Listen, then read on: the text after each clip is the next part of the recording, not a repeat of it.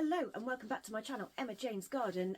This week's Flower Farmer Journals is going to be a little bit shorter, purely because my car decided to do what cars do best and break whilst I was at my mum's house. So I've had 2 days forced extra holiday up with my mum and dad, which was actually really lovely, but it meant that I was stuck without a car. And I started to panic because I have got a funeral to get ready for next Monday, and I was worrying I wasn't going to get a car back in time. Anyway, it's Thursday and this is the beginning of my flower delivery for the wedding. It is a big and bright funeral tribute, and it's being made in the boat. I can see the red boat over there, for a guy that really loves scuba diving and sailing, so boat building. So this is one of my bespoke arrangements that I like to do. So I've got this to get on with this weekend.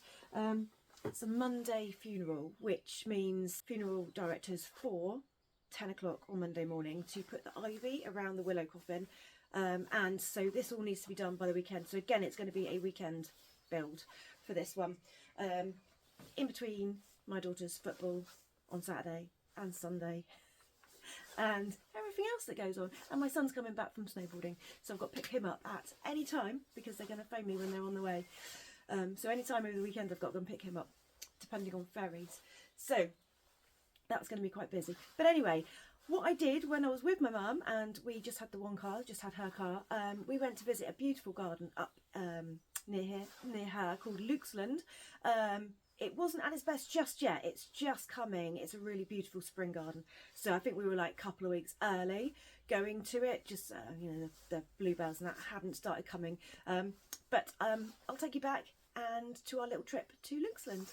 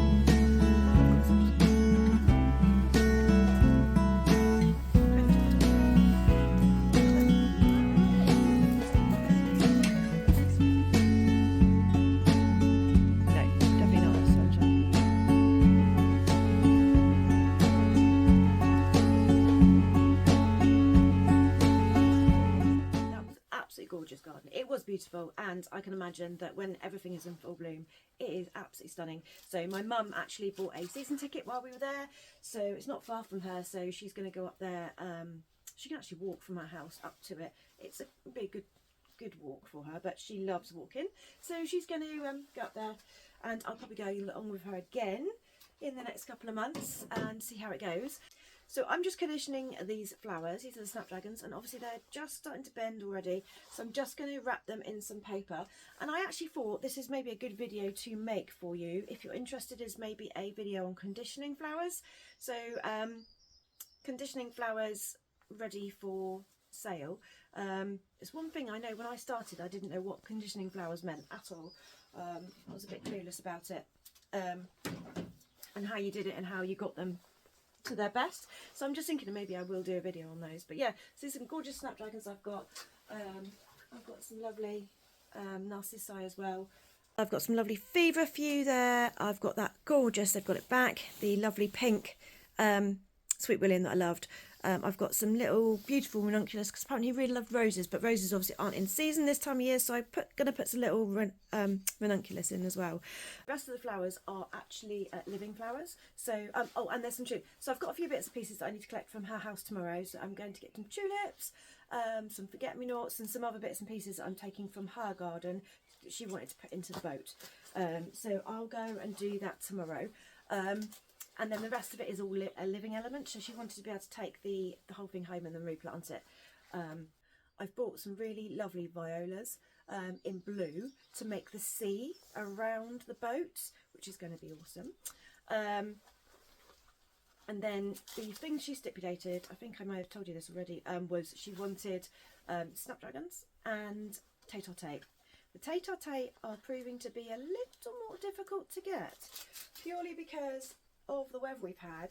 The tete-a-tete seem to have been and gone, so I'm kind of scrabbling around trying to find some tete-a-tete to be able to put in, because obviously they need to be on the bulb still, because she wants to plant them in the garden.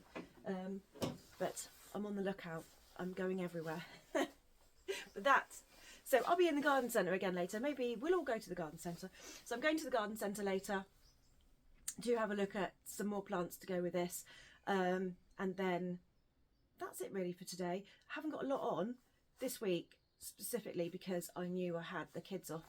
I had my daughter off and she wants to go and do stuff, but she's knackered from being at Nanny's for so long, so she's actually only just got up and it's just gone 10 o'clock.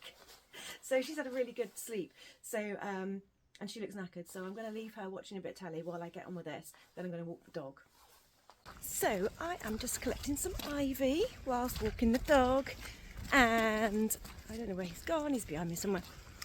So this is for the coffin. Managed to find a load of trees that had been, well, they're all sort of dead trees, and they had all this ivy, big long bits hanging off them. So that was ideal. So I just give it a pull and the whole lot just came down in one go, so ideal. So I've got some lovely ivy, and then I'm just going to tie this together and make one long rope, which I've done before in one of my videos. So I think it's a couple of videos back, on my sustainable floristry ones.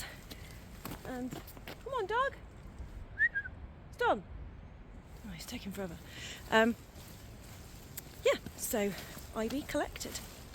It is Saturday and I'm just about to take my daughter to football, but first of all I had a little bouquet to make up, so I just need to wrap this, but I need to take her to football first, then come back, wrap this, deliver it, and then go and pick her up. But yeah, how pretty is that? Really, really lovely.